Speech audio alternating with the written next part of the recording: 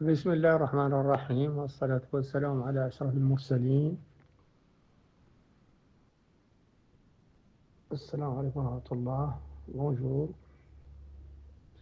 Extrait de mes mémoires en cours de finalisation.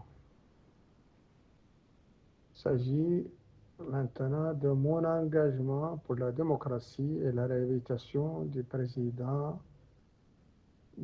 démocratiquement élu.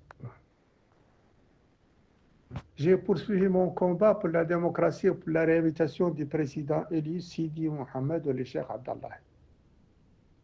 Les patriotes épris de l'égalité et de démocratie se sont mobilisés dans un cadre de front qui a mené un long, dur et honorable combat. Je les épaulais et les soutenais tout en restant à l'écart et en dehors de leur organisation comme c'est mon habitude. Deux raisons expliquent cet engagement permanent sans adhésion formelle à une organisation. Premièrement, mon engagement étant toujours entier, idéalisé et total, je refuse d'être trahi ou manipulé par ceux qui n'agissent qu'avec demi-mesure ou arrière-pensée opportuniste.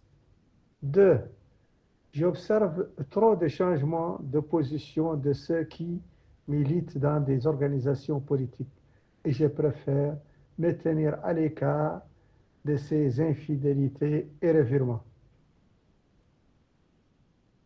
En complément des rencontres physiques avec certains leaders pour échanger mes contributions, je les diffusais aussi par voie électronique à toutes les composantes du front.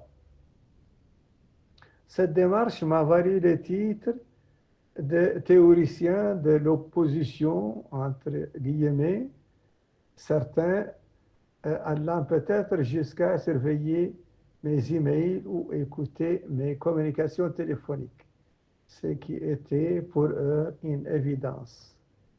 Je citerai ici quelques interventions cependant concrètes et marquantes, classées par ordre d'importance décroissante. Les raisons symboliques d'un dromadaire au domicile de M. Sidi El Cheikh Abdallah, président déchu, alors qu'il était en prison le soir de l'expulsion de sa famille du palais présidentiel. Deuxième cas, c'est l'affrontement et la mise en échec d'une manifestation de piétons dirigée par un certain MOY qui s'est dirigé vers le domicile de monsieur l'ancien président, ou le président déchu, Sidi Mohamed Cheikh Abdallah, pour agresser le domicile.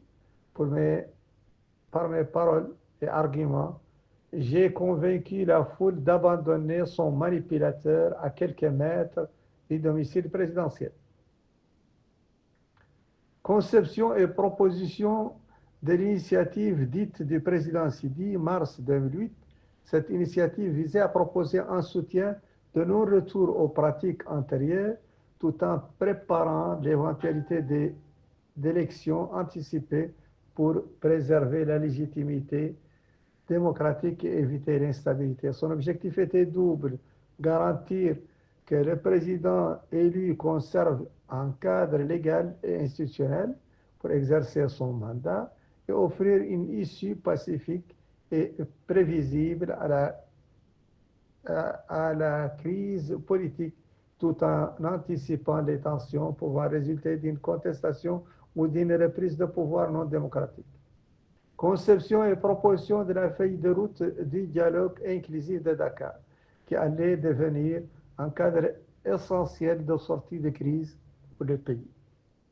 Ces deux points méritent un développement particulier car ils reflètent non seulement mon rôle de stratège discret, mais aussi ma capacité à anticiper, à orienter les initiatives politiques majeures tout en respectant l'indépendance et la neutralité qui ont toujours guidé mon action.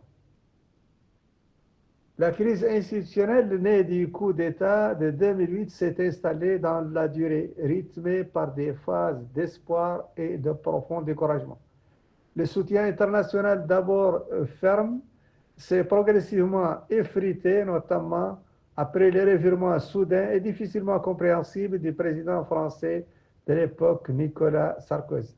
Très vite, il est apparu que le pays s'enlisait dans une impasse dangereuse, isolement diplomatique, arrêt des financements, économie asphyxiée. Les deux camps figés dans leur position initiale menaient une politique du tout ou rien. Les uns exigeaient le retour immédiat et sans condition de l'ordre constitutionnel, les autres refusaient d'abandonner un pouvoir conquis par la force. Face à ce blocage, j'ai estimé qu'une initiative audacieuse était nécessaire. J'ai alors conçu une proposition de sortie de crise reposant sur un équilibre subtil entre légitimité démocratique et réalisme politique. Elle comportait deux piliers. D'abord, que le président élu, Sidi Mohamed El-Cheikh Abdallahi, prenne l'initiative d'annoncer publiquement qu'une fois l'ordre constitutionnel établi, il pourrait décider d'organiser des élections anticipées. Ensuite, la création d'un nouveau corps militaire spécialisé dans la lutte contre l'immigration clandestine, les trafics de drogue et le terrorisme, permettant la réintégration institutionnelle des généraux limogés. Cette formule offrait à chaque parti une issue honorable. J'avais également imaginé une séquence politique précise. Après l'accord discret du président Sidi, la proposition devait être soumise à M. Ahmed Ould Daddah, son principal challenger, crédité de 48% des suffrages, sans l'informer de l'accord préalable de Sidi. Une fois son acceptation obtenue, la communauté internationale ou une tierce partie présenterait officiellement l'initiative aux deux hommes.